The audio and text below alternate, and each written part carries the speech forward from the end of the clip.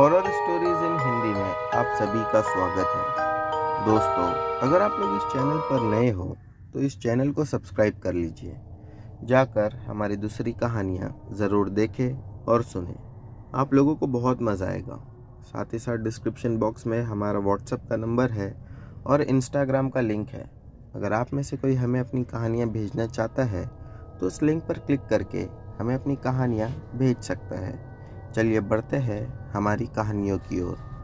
दोस्तों, हमारी आज की ये कहानी हमें विजय ने भेजी है। चलिए इनकी कहानी शुरू करते हैं। आज जो घटना मैं आप लोगों को बताने जा रहा हूँ, ये मेरे नाना के पिताजी ने उन्हें बताई थी और फिर यही घटना मेरे नाना से हमने सुनी। ये घटना एक सच्ची घटना है जो कि हमारे गांव की है। अब घटना पर आता हूँ। बात कई साल पुरानी है। उस समय गांव में या एक जगह से दूसरी जगह जाने के लिए घोड़ा गाड़ी यूज़ हुआ करती थी और जितने भी लोग होते थे वो घोड़ा गाड़ी से ही आया जाया करते थे। जो गांव में बहुत ज़्यादा पैसे वाले होते थे, खास करके वो लोग, वरना दूसरे लोग तो पैदल या साइकिल से आते जाते थे। घटना कुछ ऐसी है कि एक शाम में मेरे नाना जी को ये बात पता चली कि दूर जो हमारे गांव में रिश्तेदार रहते थे और लगभग हमारा घर उनके घर से कुछ 15 से 16 किलोमीटर दूर था, वो लोग हमारे वहाँ पे आने वाले थे। वैसे तो वो लोग शाम तक आ जाना चाहिए था, लेकिन किसी वजह से उन्हें देरी हो चुकी थी और इसीलिए वो लोगों को आने में रात होने वाली थी। हम ये बात जान चुके थे। नाना जी बताते हैं कि हम सभी लोग इंतज़ार कर रहे थे कि वो लोग आएंगे। तभी मेरे नाना जी की उम्र कुछ 12 या 15 साल की होगी, लेकिन वो लोग आ ही नहीं रहे थे। उन लोगों का इंतज़ार करते करते रात के शायद 11-12 बज चुके होंगे। गांव बिल्कुल सुनसान पड़ा था। अब गांव में कोई भी बाहर नहीं घूम रहा था। मेरे जो पिताजी थे, यानी कि नाना जी के जो पिताजी थे, वो ये बात से हैरान थे कि इतनी रात में ये लोग आ रहे हैं, कोई भी नहीं है। पता नहीं रास्ते में क्या हुआ है क्या नहीं, जो इन्हें आने में इतना ज़्यादा समय लग रहा है। बात कुछ ऐसी थी उन लोगों के साथ कि जब वो लोग रास्ते में आ रहे थे तब उनके साथ एक औरत थी जिसकी उम्र उस समय 45 से 50 साल के बीच की होगी। उसकी तबीयत वैसे भी ख़राब थी। वो अपने घर पे कुछ अजीबोगरीब हरकतें करती थी और कहती थी कि मुझे कुछ दिखाई देता है। ऐसा लगता है कि एक आदमी और एक औरत है जो कि मुझे अपनी ओर बुला रहे हैं। हर बार वो यही बात करती कि ऐसा लगता है कोई दूर खड़ा है और मुझे अपनी ओर आने का इशारा कर रहा है। अगर मैं ना जाऊँ तो वो बहुत ज़्यादा गुस्सा होता है। जिस जगह पे वो लोग रहते थे, उनके घर के बाजू में ही एक कुआं था। अक्सर ऐसा होता था कि सूरज डूबने के बाद उसे वो दोनों कुएं में ही दिखाई देते थे और कुएं के अंदर वो लोग उसे बुलाकर चले जाते थे।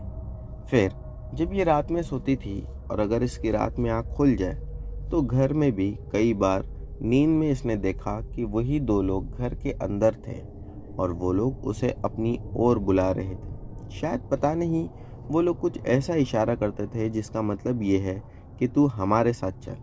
वो लोग उसे कहाँ ले जाना चाहते थे ये बात पता नहीं। इसी चीज़ से परेशान उसके घर वाले भी थे। अब घटना कुछ ऐसी थी कि जब वो लोग अपने गांव से निकले हमारे घर पर आने के लिए घोड़ा गाड़ी में बैठकर, तो ठंडियों का मौसम था। रात के समय ये लोग आ रहे थे। एक जगह पर जंगल से होकर गुजरना था और जंगल का रास्ता कच्चा था। तो जो घोड़ा गाड़ी वाला था उसने सभी सवारियों से कहा कि आप लोग उतर जाइए, वरना ऐसा भी हो सकता है कि घोड़ा गाड़ी पलट सकती है, क्योंकि रास्ता कच्चा है और काफ़ी सारे लोग बैठे हुए थे। तो उसमें जितने भी लोग थे वो सब उतर गए। शायद 4-5 लोग हुए होंगे। लेकिन वो जो औरत थी, उसकी तबीयत वहाँ अचानक से और ज़्यादा बिगड़ने लगी। उसे घोड़ा गाड़ी से उतारा तो गया था, लेकिन फिर वो घोड़ा गाड़ी वाले से बात करके उसे दोबारा उसी घोड़ा गाड़ी में पीछे की ओर लिटा दिया गया। वो फिर भी बहुत ज़्यादा परेशान थी। अब वो कहने लगी कि मुझे फिर से वही दो लोग दिखाई दे रहे हैं जो अपने घर में या कुएं के पास मुझे दिखाई देते हैं और वो लोग मुझे अपनी ओर बुला रहे हैं। वैसे ठंड की वजह से तो काफ़ी ज़्यादा कोहरा था, एक दूसरे की शक्ल देख पाना भी मुश्किल हो रहा था, लेकिन पता नहीं कैसे उसे वो दोनों काफ़ी दूरी पर एक पेड़ के ऊपर चढ़कर दिखाई दे रहे थे। यानी कि उसे ऐसा लग रहा था कि दूर जो पेड़ है उसी पेड़ पे वो लोग खड़े हैं और उसे अपनी ओर बुला रहे हैं। यही नहीं दोस्तों, जैसा जैसा घोड़ा गाड़ी आगे बढ़ती जा रही थी वो दोनों भी एक पेड़ से दूसरी पेड़ पर छलांग लगाकर आगे बढ़ते जा रहे थे। कई बार तो उनके कहने के हिसाब से यूं भी लग रहा था कि कहीं वो बंदर तो नहीं जो इतने बड़े बड़े पेड़ पर छलांग लगा रहे हैं। जितने भी लोग उस समय मौजूद थे वो सभी लोग अब डरने लगे। जो घोड़ा गाड़ी वाला था वो कहने लगा कि आपको ऐसा क्यों दिखाई दे रहा है। शायद वो हम लोगों से ज़्यादा डर रहा था। तभी उस औरत ने कहा कि मुझे ये तो पहले से दिखाई देता है। फिर उसने कहा कि अब वो लोग कहाँ हैं। तब उस औरत ने अचानक से कहा कि ये दोनों तो मेरे बाजू में ही बैठे हैं। ये सुनना था कि वहाँ पर जो लोग पैदल चल रहे थे और वो घोड़ा गाड़ी वाला, ये दोनों हक्का पक्का रह गए और ये लोग घोड़ा गाड़ी के अंदर देखने लगे।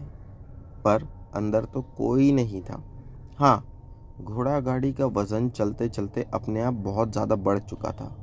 यानी कि अब घोड़े को वो गाड़ी खींचने में बहुत ज़्यादा दिक्कत हो रही थी। जितने भी लोग थे वहाँ पर उनमें से एक आदमी ये बात कहने लगा कि अगर इसकी बात सच है तो ये बहुत ज़्यादा परेशानी वाली बात है और आप लोग नहीं जानते हो कि हम सब की जान को खतरा है। जो इसे दिखाई दे रहा है हो सकता है कि अगर वो सच होगा तो आज हमारा यहाँ से बच के निकलना नामुमकिन है। तभी वो औरत एकदम से आवाज़ बदल के बोली, किसी को कोई नुकसान नहीं होगा, बस जो होगा वो मेरे साथ होगा। इतना कहकर उसने अपनी आंखें बंद कर ली। अब जो घोड़ा आगे बढ़ रहा था वो एकाएक रुक गया और वो घोड़ा आवाज़ें करने लगा। अक्सर ऐसा होता है कि घोड़े को अगर आगे नहीं बढ़ना हो या वो पागल हो जाए तब वो आगे के दो टांगों से उछलता है और कुछ आवाज़ें करता है। वो घोड़ा भी वैसा ही कुछ हो रहा था। वो घोड़ा गाड़ी वाले से काबू के बाहर हो रहा था।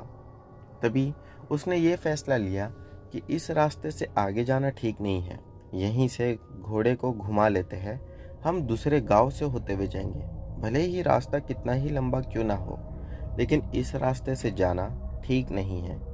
उसने घोड़े को वहां से घुमा लिया और हम जितने भी लोग थे वो सभी कच्चे रास्ते को पार करने के लिए पीछे पीछे चल रहे थे। यानी कि हम कुछ कच्चा रास्ता पार कर चुके थे, इसीलिए उतना दोबारा से पीछे आने के लिए पार करना था।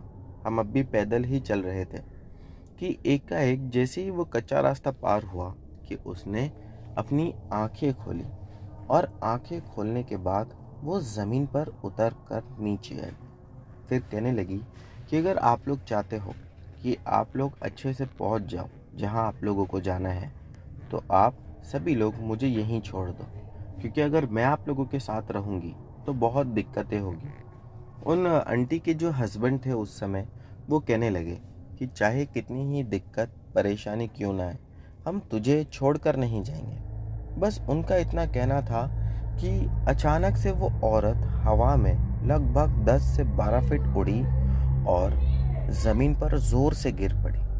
फिर वो कहने लगी उठकर कि मुझे यहाँ से मत लेकर चलो, आप सभी की भलाई इसी में है कि मुझे यहाँ पर छोड़ दो। जब वो ये बात कह रही थी तब उसके सर से खून निकल रहा था, क्योंकि इतना ऊपर से गिरने के बाद किसी के भी सर पर चोट आएगी ही। लेकिन ऐसा लग रहा था कि उसे इस बात से कोई फर्क नहीं पड़ता है। उन सभी लोगों में एक आदमी था जो झाड़ फूंक करना जानता होगा। वो कुछ पढ़ पढ़ कर फूंकने लगा और कहने लगा कि बस हम कैसे भी एक बार गांव पहुंच जाएं और फिर देखा जाएगा जो होगा। वो पढ़ते पढ़ते धीरे धीरे वो सभी लोग आखिरकार हमारे गांव पहुंच ही गए और रास्ते में भी काफ़ी सारी ऊट पटांग हरकतें कर रही थी। जब वो लोग हमारे घर पर आए, रात काफ़ी ज़्यादा हो चुकी थी। खाना हमने उन्हें देना चाहा तो हमने खाने के लिए उन्हें बुलाया। वो औरत जो थी वो कहने लगी मुझे ये खाना नहीं चाहिए। वो तुरंत घर के अंदर गई और एक बकरी का जो छोटा बच्चा था उसे वहीं पर उसने छुरी से काट दिया और फिर वो उसका मांस हड्डियों के साथ चबाकर खाने लगी। ये देखकर हम और ज़्यादा डर गए। मेरे नाना बताते हैं कि मेरे जो पिताजी थे वो भी काफ़ी ज़्यादा जानकार आदमी थे। उन्होंने तुरंत ही एक ताबीज़ पढ़कर कुछ फूका और उसके हाथ पर पहना दिया। जिसके बाद वो औरत अगली सुबह उठी और कहने लगी कि आपने जो भी ताबीज़ बांधा है, इससे वो लोग मेरे शरीर में तो नहीं आ रहे, लेकिन अब भी मुझे अपने आसपास दिखाई दे रहे हैं और परेशान कर रहे हैं। वो ये बात कह ही रही थी कि पास में पड़ा हुआ जो हंडा रखा हुआ था वो अपने आप उड़ा और ज़ोर से उसके सर पर जाकर लगा। उसके सर पर मरहम पट्टी तो किए हुए ही थे, लेकिन वह हंडा लगने के बाद उसके सर से और ज़्यादा खून बहना शुरू हो गया। और फिर वो कहने लगी उठकर कि देखिए, ये लोग शरीर में तो नहीं आ रहे, लेकिन ऐसे ही मुझे परेशान कर रहे हैं। ये सब बात देखकर वो लोग काफ़ी ज़्यादा परेशान थे। अब वो जाकर जब अपनी चारपाई पर लेटी तो उसका कहना ये था कि चारपाई को भी आकर वो लोगों ने पलट दिया। मैं फिर ज़मीन पर गिर गई। मेरे नाना ने उससे कहा कि तुम अपनी आंखें बंद करो और बताओ तुम्हें क्या दिखता है। वो कहने लगी कि मैं अपने घर पर जिस जगह पर सोती हूँ वहाँ पर एक बड़ी सी सुई रखी हुई है और पास ही में एक बड़ा सा मटका है जिसके ऊपर लाल कलर का कपड़ा ढका हुआ है। नाना जी कहने लगे जो भी है ये वही चीज़ है। तुम लोगों को कहीं से कुछ धन मिला था क्या? तभी उनके साथ में जो आदमी था वो कहने लगा कि यहाँ पास ही में खुदाई का काम हो रहा था। वो काम जब हो रहा था तो वहाँ से मुझे मटका मिला था। मैंने मटके को उठा लिया, उसमें कुछ पैसे रखे हुए थे, यानी कि सोने चांदी के सिक्के होंगे। वो सारे हमने सिक्के निकाल लिए। तभी मेरे नाना जी के पिताजी कहने लगे कि वो जो भी तुमने वहाँ से उठाया था उसकी रक्षा करने के लिए जिन थे और वो जिन इसीलिए तुम लोगों को परेशान कर रहे हैं। अगर तुम चाहते हो कि सब ठीक हो जाए तो उस मटके को जाकर फिर से वहीं पर गाड़ दो। मेरे जो नाना जी के पिताजी थे, जब उन्होंने ये सारी बात बताई तब उस आदमी को भी लगा कि हो सकता है इनकी बातों में सच्चाई हो। वो जब वहाँ से गया तो उसने जाकर तुरंत उस मटके को वहीं पर गाड़ दिया और फिर कुछ ही समय के अंदर ऐसा लगने लगा कि सब कुछ ठीक हो चुका है। लेकिन वो सभी लोग गलत थे, क्योंकि अब भी उस औरत को वो लोग दिखाई दे रहे थे। वो सभी लोग मेरे नाना जी के पिताजी के पास दोबारा आए और आकर उनसे कहने लगे कि आपने जो कहा था वो बात तो ठीक थी, हमने वैसा ही किया, लेकिन अब भी मेरी पत्नी की तबीयत बिल्कुल ठीक नहीं हो रही है। नाना जी ने उनकी पत्नी को बुलवाया और फिर उनकी पत्नी को देखने के बाद कहा कि जो जिन थे, जो उस पैसों की रखवाली करते थे, वो दोनों ही जिन अब तुम्हारी पत्नी पर भी आशिक हो चुके हैं और वो तुम्हारी पत्नी को यहाँ से लिए बिना जाएंगे नहीं। वह आदमी बहुत ज़्यादा रो रहा था और परेशान था। तभी मेरे नाना जी ने कहा कि मैं एक आदमी को जानता हूँ जो शायद आप लोगों की मदद कर सके। तभी उस आदमी ने कहा कि जिसके भी पास जाना पड़े हम जाएंगे। पास ही में एक आदमी नाना जी को मिला। नाना जी का वो अच्छा दोस्त था और वो मुस्लिम था। नाना जी उसी के पास इन सभी लोगों को लेकर गए। फिर वो आदमी ने उन लोगों को वहाँ से लिया और लगभग कुछ दूरी पर, शायद 10-12 किलोमीटर होगा, एक गांव पड़ता था। उस गांव में लेकर चला गया। कहने लगा कि यहाँ पर चाहे कितना ही बड़ा भूत हो या जिन हो, वो ख़त्म हो ही जाता है। वहाँ पर एक मौलाना साहब थे। उन्होंने कुछ पढ़ना शुरू किया, जिसके बाद उस औरत की आवाज़ें बदलना शुरू हुई। वो औरत उस मौलाना साहब का गला पकड़ने लगी और गला पकड़कर ज़ोर से दबाने लगी। मौलाना साहब सिर्फ मुस्कुरा रहे थे और कहने लगे कि तू चाहे मुझ पर जो भी हमला कर ले, मुझे इसका कोई असर नहीं होगा, क्योंकि मैंने पहले तो खुद की बंदिश कर रखी है। तू चाहकर भी मेरा कुछ नहीं कर सकती। फिर उन्होंने जो पढ़ाई कर रहे थे वो पढ़ना शुरू ही रखा और एक पानी पर पढ़कर फूका और उसके सर पर वो पूरा पानी का गिलास उंडेल दिया। जिसके बाद वो औरत एक जोर से चीख लगाई और वहीं पर बेहोश होकर गिर गई। कुछ समय के बाद जब उसे होश आया तब उसे बिल्कुल सारी चीज़ें पहले जैसी लग रही थी, लेकिन अब भी उसे डर लग रहा था। पता नहीं किस चीज़ से। फिर उस आदमी ने उन लोगों से कहा कि धीरे धीरे ये भी चीज़ें बिल्कुल ठीक हो जाएगी। दोस्तों, उसके बाद नाना जी हमें ऐसा बताते थे कि वो औरत अपने आप ही बिल्कुल से ठीक हो गई थी। फिर उसे वैसा कोई भी आत्मा या जिन कभी दोबारा नहीं दिखाई दिया। तो दोस्तों, ये थी हमारी विजय की कहानी।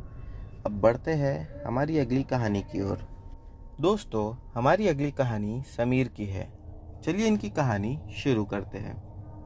वैसे तो आप में से हर कोई छुट्टियों में अपने गांव जाता होगा, और गांव नहीं भी तो कहीं ना कहीं घूमने जाता ही होगा।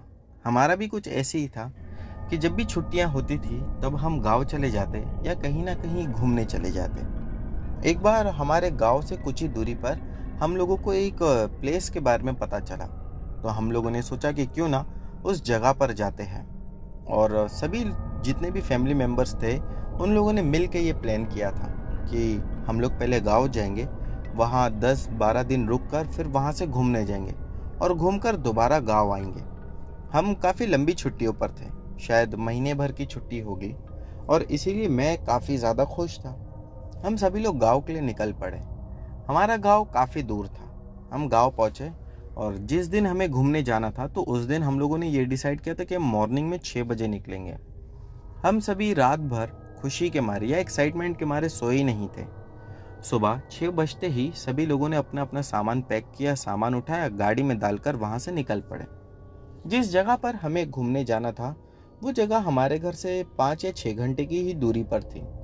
हम वहां पर 2 गाड़ियों के साथ पहुंच चुके थे। वहां जाने के बाद हम पूरा दिन तो बहुत अच्छे से एंजॉय किए। वहां मीठे पानी की नदी भी थी और उस नदी में हम सभी लोगों ने बहुत ज़्यादा एंजॉय किया। लेकिन उस नदी में मेरी जो एक मामी थी उनके पैर पर पता नहीं कैसे चोट आ गई थी, और जब उन्हें वहां नदी से निकाला गया तब हमें ये पता चला कि चोट काफ़ी गहरी है। उनकी वहीं पर मरहम पट्टी किए और फिर उन्हें वहीं बिठा दिया गया। कहने लगे कि अभी आप पानी में मत आओ, हम लोग जाते हैं। हम सभी लोग एंजॉय कर रहे थे। पता नहीं कैसे मेरी मामी की तबीयत काफ़ी ज़्यादा ख़राब होने लगी। ऐसा लगने लगा कि उन्हें चक्कर आ रहा है, आंखों के सामने ब्लैकआउट हो रहा है। हमें यूँ लगा कि जो मार लगी है उस वजह से ये सब हो रहा है। हम काफ़ी ज़्यादा परेशान थे और घबराए हुए थे। फिर जो मेरे पापा थे उन्होंने कहा कि मामी को हम हॉस्पिटल लेकर चलते हैं, वहाँ जाकर इनका ट्रीटमेंट करवा देते हैं। मैंने कहा कि ठीक है। मामी को वहाँ से लिए हॉस्पिटल लेकर गए, और हॉस्पिटल में भी डॉक्टर्स ने देखकर ये कहा कि मामूली सी चोट है, ठीक हो जाएगी। उसने दवाई दी। वहाँ से दवाई लेकर हम लोग जिस जगह पर रुके हुए थे, जो होटल में, उस होटल में आ गए। अब दोस्तों, यहाँ से वो दुर्घटना शुरू हुई।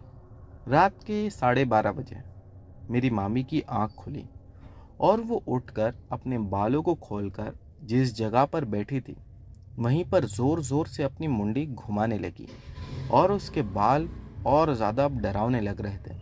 उसके बाल उसके चेहरे पर थे और उसके हाथ के नाखूनों से उसने जिस जगह पर बैठी थी वहाँ पर ज़ोर ज़ोर से स्क्रैच करने लगी। वो जो बेड था, वो बेड की चादर भी फट चुकी थी। वो स्क्रैच करते करते ज़ोरों से बालों को हिला रही थी और अजीब सी भाषा में कुछ बड़बड़ा रही थी। वो हमें समझ में नहीं आया कि वो क्या बोल रही है। हम ये देखकर बहुत ज़्यादा घबरा गए कि इसे क्या हो गया। हमारे साथ में जो एक आदमी था, हमारे फैमिली मेंबर ही था लेकिन दूर का था, वो कहने लगा कि ये पागल हो गई है, इसे तुरंत डॉक्टर के पास लेकर चलते हैं। लेकिन जो मेरे मामा थे वो कहने लगे कि ये पागल नहीं हुई है, जो सुबह में इसे चोट आई हुई थी, हो सकता है कि इसका खून किसी आत्मा को लग गया होगा, और वो आत्मा को खून लगने के बाद वो आत्मा ने इसके शरीर में उसी घाव के जरिए प्रवेश कर लिया होगा। मामा की ये बात तो हमारे एकदम दिमाग के ऊपर से जा रही थी। मैं मन ही मन सोच रहा था कि मामा इतने पढ़े लिखे होके आज के दौर में ये क्या बात कर रहे हैं। उन्होंने कहा कि मैं जानता हूँ, इसे कोई पागल खाने की ज़रूरत नहीं है। हम वहीं पर रुके हुए देख रहे थे। मामा ने वहीं खड़े होकर हनुमान चालीसा पढ़ना शुरू किया। जैसे ही वो हनुमान चालीसा पढ़ रहे थे, वो जो मेरी मामी थी वो ज़ोर ज़ोर से अब चिल्लाने लगी और चिल्लाकर बोलने लगी कि बंद करो ये सब। ये अगर बंद नहीं हुआ तो मैं इसे अभी इसी वक्त तुरंत मार दूंगी। मामा ने कहा कि देखे, मैंने आप लोगों से क्या कहा था। इसके बाद मामा ने कहा कि सभी लोग कमरे के बाहर निकल जाओ। हम सभी लोग कमरे के बाहर निकल गए। मामा हनुमान चालीसा अंदर पढ़ने ही लगे। लगभग आधे पौने घंटे के बाद हम लोगों ने दरवाज़ा को ठोका, लेकिन अंदर से कोई आवाज़ नहीं आई। मेरे पापा ने कहा कि दरवाज़ा तोड़ दो या फिर होटल के रिसेप्शन पर जाकर दूसरी चाबी ले आओ। हमने जाकर दूसरी चाबी लाया और दरवाज़ा खोलकर देखा तो मेरा मामा और मेरी मामी ये दोनों ही बेहोश पड़े हुए थे। उन्हें बेहोश देखकर हम घबरा गए कि ऐसे कैसे हो सकता है, ये दोनों बेहोश कैसे हो गए। मेरे तो समझ के बाहर था। मैं बहुत ज़्यादा घबराया हुआ था और घर के लोग भी परेशान थे। तभी जो हमारी पिकनिक काफ़ी लंबी थी उसे छोड़कर तुरंत वहाँ से निकलना पड़ा। मामी और मामा को दोनों को गाड़ी में डाले और वहाँ से निकले। जब वहाँ से निकले तब रात के कुछ 2:15 बज रहे थे और तुरंत ही गांव आने का सोचे। रास्ते में आ रहे थे तो कुछ आधा एक घंटा चलने के बाद 3 साढ़े 3 बजे के आसपास अचानक से मामी उठ कर बैठी और गाड़ी की सीट पर ही उसने जोर से हाथ मारा तो सभी लोग गाड़ी के घबरा गए। कहने लगी, गाड़ी को यहीं पर रोक, मैं इसे कहीं भी ले जाने नहीं दूंगी और मुझसे दूर ये कहीं नहीं जाएगी। मामी की ये बात सुनकर और लोग घबराने लगे और जो गाड़ी चला रहा था वो ड्राइवर भी गाड़ी को तुरंत रोक दिया डर के मारे। फिर वो कहने लगा कि इन्हें क्या हुआ है, इन्हें कहीं लेकर चले जाओ या किसी को दिखा दो। मामी उस ड्राइवर को गुस्से से देखकर कहने लगी, गाड़ी को साइड में लगा और मुझे उतार। गाड़ी तो रुकी हुई थी, उसने तुरंत ही गाड़ी को साइड में लगा दिया। मामी गाड़ी से उतरी और फिर झुककर गाड़ी की कांच में से देखकर कहने लगी, अब तुम लोग जा सकते हो, मैं किसी को कोई नुकसान नहीं पहुंचाऊंगी। लेकिन मेरे मामा थे, वो अपनी पत्नी को कैसे छोड़ सकते थे। उन्होंने मेरी मामी को तुरंत फिर से पकड़ा और हनुमान चालीसा पढ़ने लगे। इस बार उन्होंने टाइट पकड़ कर रखा था और मेरे पापा जो थे वो भी बाहर निकल कर मामी को पकड़ लिए। वहाँ पर खड़े सभी लोग ऊपर वाले को याद कर रहे थे कि अब कैसे भी मामी को गांव तक पहुँचाना है और उसके बाद वहाँ इनका इलाज करवाना है। वो बोलते हैं ना कि जिसको ऊपर वाला सही रखना चाहे उसका कोई कुछ नहीं बिगाड़ सकता। मामी को दोबारा गाड़ी में डाला गया और उन्हें बहुत मुश्किल का सामना करते हुए गांव पहुंचा दिया गया। जब मामी गांव पहुंची और उसके बाद पता नहीं क्या हुआ कि मामी अपने आप ठीक हो गई। ऐसा लगा ही नहीं कि मामी के आंग में कोई आत्मा आई थी। हम सभी लोग परेशान थे कि मामी अपने आप ठीक हो गई, क्योंकि वहीं गाड़ी में से कई सारे प्लान्स बन रहे थे कि मामी को किसी बाबा के पास ले जाएंगे, मंदिर ले जाएंगे और पता नहीं क्या क्या। जितने लोग थे वो अपनी अपनी अलग अलग एडवाइस दे रहे थे। मामा ने अपने एक दोस्त को इस बारे में पूछा। उनका दोस्त काफ़ी सारी चीज़ें जानता था। तभी उनका दोस्त कहने लगा कि तुझे पता है, कुछ आत्माएं ऐसी होती है जो अपनी जगह कभी नहीं बदलती। वो जिस जगह पर रहती है उसी जगह पर रहना पसंद करती है। तेरी पत्नी को उस जगह से इधर लाया गया, यही एक बहुत बड़ा रीज़न था कि उस आत्मा ने तेरे पत्नी के शरीर को अपने आप ही छोड़ दिया। दोस्तों, मुझे तो समझ में नहीं आया कि ये क्या था, लेकिन मैंने इससे ज़्यादा डरावनी घटना ना तो कभी देखा था और ना ही कभी सुना था। तो दोस्तों, अब बढ़ते हैं हमारी अगली कहानी की ओर। दोस्तों, हमारी अगली कहानी आकाश की है। चलिए ये कहानी शुरू करते हैं। मेरा नाम आकाश है। मैं जिस जगह पर रहता था वहाँ से थोड़ी दूरी पर एक मेडिकल कॉलेज था। हमने वहाँ पर एडमिशन लिया हुआ था। वहाँ पर पढ़ाई कंप्लीट करके मुझे इंटर्नशिप लगी। फिर मैंने इंटर्नशिप की और उसके बाद मैं जहाँ पर नया नया नौकरी पर लगा हुआ था वो एक बहुत बड़ा सरकारी हॉस्पिटल था। मैं आप लोगों को बता दूं कि उसका जो मुर्दा घर था वो हॉस्पिटल के पीछे की ओर था, यानी कि बैकयार्ड में वो मुर्दा घर था। हॉस्पिटल से मुर्दा घर जाने के लिए लगभग 100-150 मीटर का डिस्टेंस था। मुझे वहाँ पर लगकर कुछ 1 ही महीना हुआ होगा कि एक दिन मेरे जो सीनियर डॉक्टर थे उन्होंने मुझसे कहा कि आकाश, जो अभी अभी मॉर्चरी में डेड बॉडी आई है, जाकर उन्हें एग्जामिन करना है। क्योंकि उन सभी का कार एक्सीडेंट में मौत हुई थी और बहुत सारे लोगों का ये कहना था कि ये एक्सीडेंट नहीं है बल्कि इनको पहले पॉइज़न दिया गया है और उसके बाद इनका एक्सीडेंट करवाया गया। मैंने कहा कि ठीक है। रात के कुछ 9 बज रहे थे, मैं उस समय नाइट ड्यूटी पर ही था। तो जब 9 बज रहे थे मुझे सीनियर डॉक्टर ने कहा कि जाकर एक बार देख लो। मैं जब पीछे की ओर जाने लगा, शायद वो मेरा पहला दिन था क्योंकि उस दिन से पहले मैं मॉर्चरी 1 या 2 बार गया था, वो भी दिन के समय। वो समय मैं रात में जा रहा था। जब मैं जा रहा था एक वार्ड बॉय के साथ, तो रास्ते में जाते जाते मैंने उससे कहा, यार यहाँ इतना अंधेरा क्यों है, यहाँ लाइट नहीं है। वो कहने लगा कि कई बार कोशिश की और लाइट्स भी लगाई गई, लेकिन यहाँ पर जब भी लाइट लगाते हैं तब अपने आप या तो वायर जल जाता है या फिर वो लाइट्स उड़ जाती है। वहाँ पर बहुत सारी घनी झाड़ियाँ थी और बड़े बड़े से पेड़ भी थे। मैंने कहा कि ठीक है, चलो चलकर देखते हैं। हम दोनों ही वहाँ तक चले गए। वहाँ जाने के बाद 1 या 2 ट्यूबलाइट होगी जो जल रही थी। मैंने कहा, ये ट्यूबलाइट कैसे जल रही है? वो कहने लगा कि इसका बैकअप कहीं दूसरी जगह से लिया गया है, इसीलिए। मॉर्चरी का दरवाज़ा खोलने के बाद जब मैं अंदर घुसा तब बहुत अजीब सी गंध आ रही थी और काफ़ी ज़्यादा मुझे ठंड लग रही थी।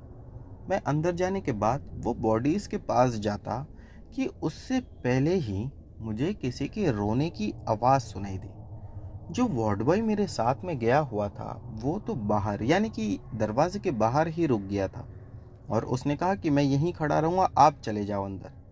जब रोने की आवाज़ 1-2 मिनट तक आती ही रही तो मैं तुरंत बाहर आया और सोचा कि उस वार्ड बॉय से पूछता हूँ कि आवाज़ कहाँ से आ रही है। जब मैं बाहर आकर देखने लगा तो वार्ड बॉय आसपास कहीं नज़र नहीं आ रहा था, बल्कि मैंने उसे देखा कि वो कहीं जा रहा है। मैंने वहीं खड़े होकर आवाज़ लगाई, कहाँ जा रहे हो तुम? वो कहने लगा कि बस मैं 10 मिनट में आता हूँ, आप बिल्कुल भी टेंशन ना लो। मैंने कहा कि ठीक है और मैं वहीं पर खड़ा हो गया। वो रोने की आवाज़ अब भी मुझे बिल्कुल साफ सुनाई दे रही थी। मैं वहीं खड़ा होकर ये परेशान होकर सोच रहा था कि ये आवाज़ें आ रही है वो भी मॉर्चरी के अंदर से। मुझे ऐसा लगा कि मुझे खुद को एक बार चेक करना चाहिए। मैं अंदर गया और अच्छे से वो मॉर्चरी को देखा, लेकिन अंदर मुझे कहीं कुछ नहीं दिखा। फिर मैं उस डेड बॉडी के पास आया जिनका अभी अभी एक्सीडेंट में मौत हुई थी। मैं वहाँ आकर खड़ा हुआ। उनकी बॉडी पर बहुत सारे घाव थे। उनमें से जो एक डेड बॉडी थी वो नीली पड़ चुकी थी। मुझे उसे देखकर बहुत अजीब लग रहा था और वॉमिट जैसा हो रहा था। मैंने तुरंत ही बाहर निकलने का सोचा और फिर से मैं मॉर्चरी के गेट के पास आया।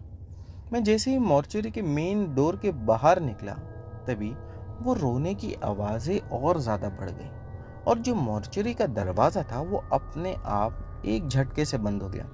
जैसा कि आप में से अगर कोई मॉर्चरी गया होगा तो उसे पता होगा कि मॉर्चरी का जो दरवाज़ा होता है मेन डोर, वो काफ़ी जाड़ा होता है क्योंकि अंदर जो ठंडक होती है वो ठंडक बाहर ना निकल जाए, इसीलिए उसे एल्यूमिनियम की शील्ड से भी कवर किया जाता है।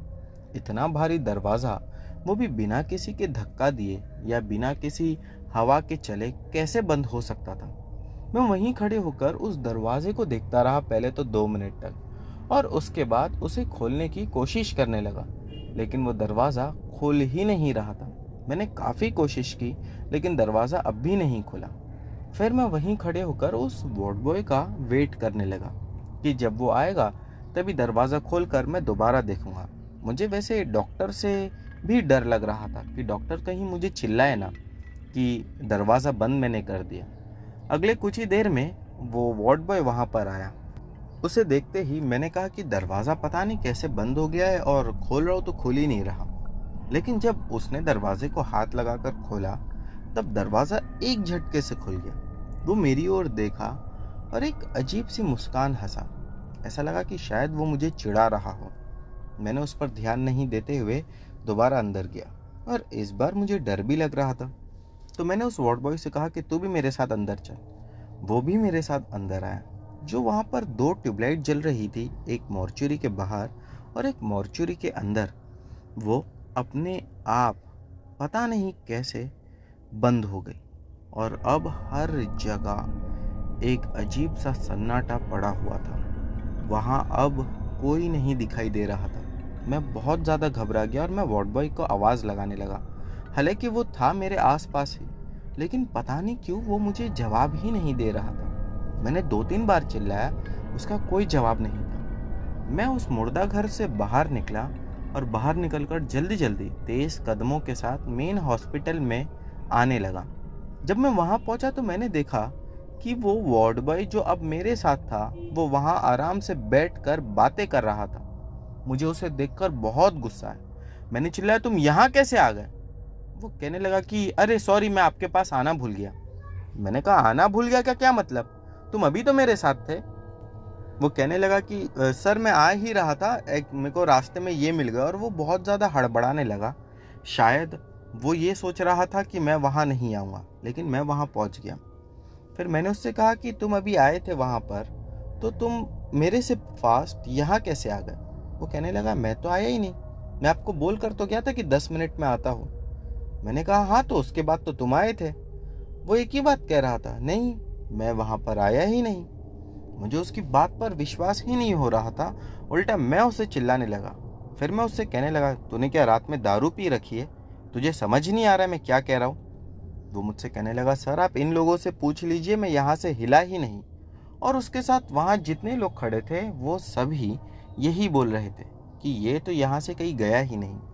मैं परेशान हो गया था कि सच क्या है। मैंने उस वार्ड बॉय को दोबारा से लिया और वहाँ पर खड़े हुए एक दूसरे वार्ड बॉय को भी अपने साथ कर लिया। मैंने कहा कि हम तीनों जाएंगे। हम तीनों ही मॉर्चुरी के पास पहुँचे तो अब हमने देखा, यानी कि मैंने देखा कि जो 2 ट्यूबलाइट बंद हो चुकी थी वो तो अब भी चालू थी। मॉर्चुरी का दरवाज़ा आधा खुला और आधा बंद था। मैं ये देखकर हैरान रह गया। मैंने उन दोनों से कहा कि अब तुम दोनों मेरे साथ अंदर चलो। वो दोनों अंदर गए। अब तक जो रोने की आवाज़ में सुन रहा था वो आवाज़ भी पता नहीं कैसे अपने आप बंद हो चुकी थी। मैं वो बॉडी को एग्जामिन करने लगा। मुझे छोटा सा ही काम था, 10 मिनट में काम हो गया। फिर मैं वहाँ से निकलने लगा। जब मैं वहाँ से निकल रहा था तो वो 2 वार्ड बॉय मुझसे आगे निकले और फिर से एक बार मैंने वैसी ही आवाज़ सुनी। इस बार भी जब मैंने आवाज़ सुनी तो मैं एकदम से रुककर पीछे मुड़कर देखा। आगे चलने वाला वार्ड बॉय मुझसे कहने लगा कि सर ये आवाज़ों पर ध्यान मत दो, ये आवाज़ें कई बार हमने पहले भी सुन रखी है। जब भी आपको ऐसी आवाज़ आए तो उसे इग्नोर करके आगे बढ़ जाओ। दोस्तों मुझे ये बात सुनकर उसका बहुत अजीब लग रहा था, लेकिन मैंने मॉर्चुरी का दरवाज़ा बंद किया और वहाँ से निकल गया। मैं डॉक्टर को जाके रिपोर्ट किया।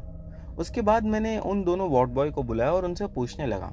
वो कहने लगे कि किसी की मौत एक्सीडेंट में हो जाती है, कोई रेल की पटरी के नीचे आके मर जाता है और अलग अलग तरीके से लोगों की मौत होती है।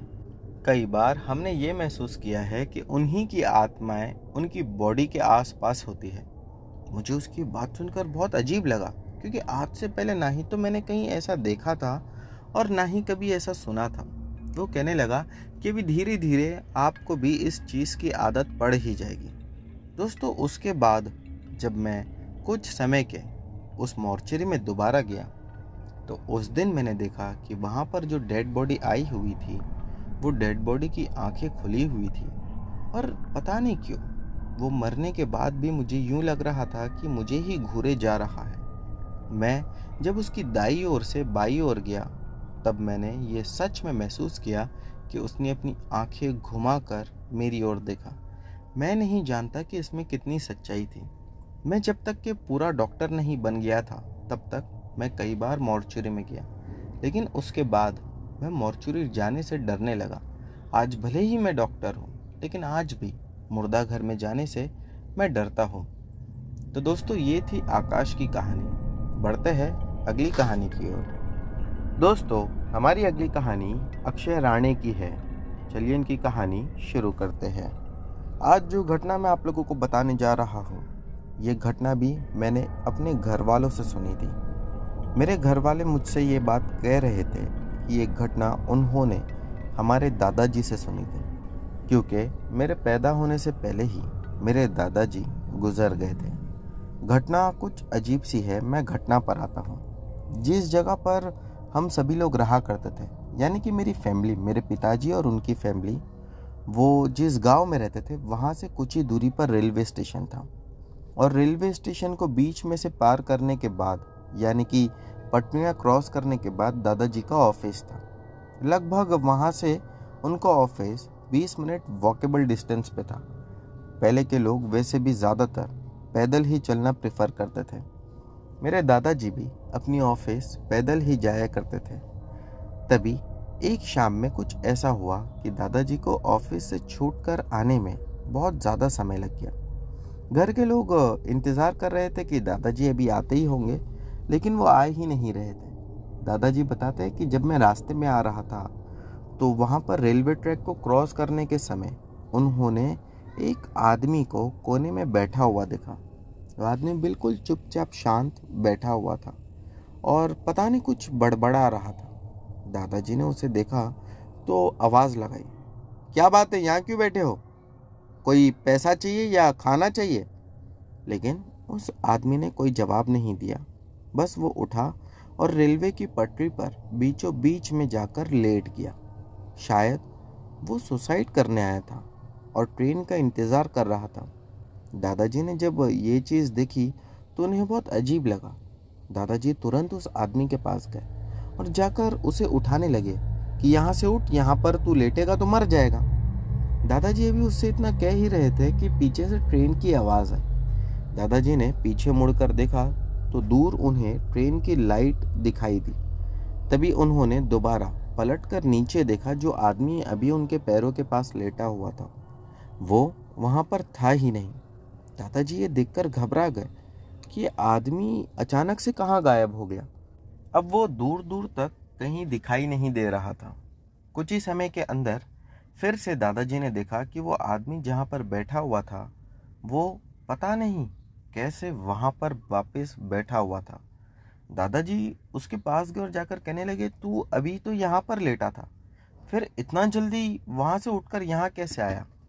उसने दादाजी की ओर देखा और कहने लगा कि यहाँ से चला जा।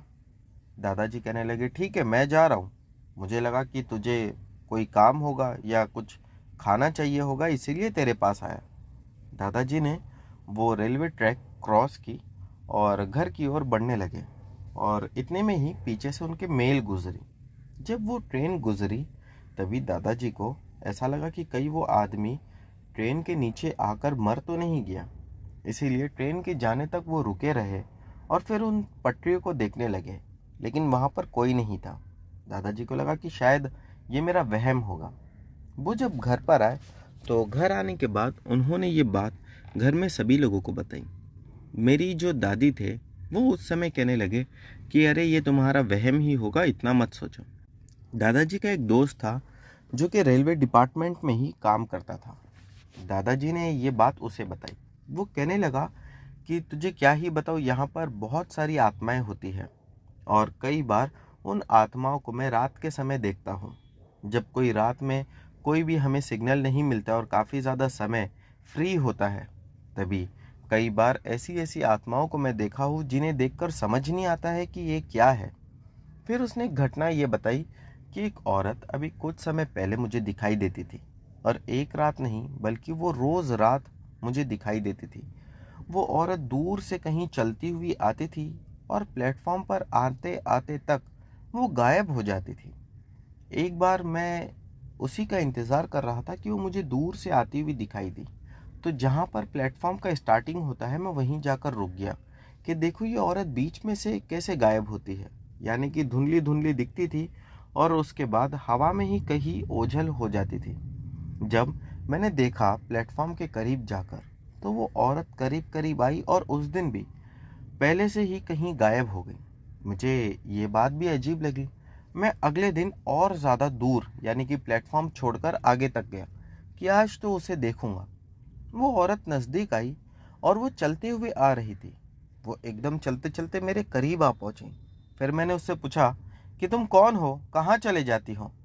लेकिन उसने इसका कोई जवाब नहीं दिया। वो चलते हुए आ ही रही थी और फिर मेरे शरीर के आर पार होकर वो आगे बढ़ गई और पता नहीं फिर से कहीं गायब हो गई। इसके बाद मेरे शरीर में बहुत ज़्यादा अचानक से दर्द होने लगा। मैं 2 दिन तक बिस्तर पर रहा शरीर के दर्द की वजह से। फिर मैंने भी ये बात किसी को बताई तो उसने कहा कि कुछ आत्माएं ऐसी होती है जो तुम्हें नुकसान नहीं पहुंचाना चाहती, लेकिन हाँ, अगर तुम उनके कार्य के बीच में आ जाओ तो वो अवश्य तुम्हें नुकसान पहुंचाएगी। दोबारा ऐसा कुछ भी दिखे तो बस उसे इग्नोर करना।